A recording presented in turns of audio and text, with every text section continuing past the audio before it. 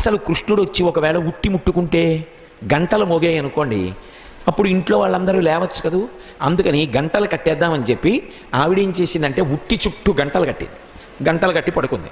ఉట్టి ముట్టుకున్నాడా గంటలు మోగుతాయి, గంటలు మోగాయా పరిగెత్తి వెళ్ళి పట్టుకుంటాను అని. ఆయన రానే వచ్చాడు, పైకి ఎక్కాడు. ఉట్టిలోంచి తీయాలి వెన్న, ఎలా? గంటలు ఉన్నాయి. ఆలోచించాడు, చెక్కిట చేయి పెట్టి ఆలోచించి, తాను సర్వజగన్నియామకుడు, ఆయన మాట ఎవరు కాదంటారు. గంటలతో అన్నాడు, ఓ గంటలలారా మీరు మ్రోగకుడు. స్వామి ఔదల దాలుస్తాం, అలాగే మీ ఆజ్ఞ. చక్కగా కుండలోంచి తీసేశాడు, పిల్లలందరికీ పెట్టేశాడు. ఆఖరణ కుండ ఇలా తిరగేసి అడుగున ఉన్న వెన్నంతా తీసుకున్నాడు, తన నాలుక దగ్గర పెట్టుకుని ఇలా తినబోయాడు. గంటలన్నీ గణగణగణగణగణ మోగి పరిగెత్తుకొచ్చేసింది ఆవిడ. అడిగాడు గంటల్ని, మోగద్దన్నాను కదా, ఎందుకు మోగారు మీరు అని అడిగాడు. అయ్యా మీరు పిల్లలకి పెట్టినప్పుడు మేము మోగలేదు, కానీ మీరు నోట్లో పెట్టుకున్నారు, మాకు అలవాటు నైవేద్యం పెడితే గంట కొట్టడం.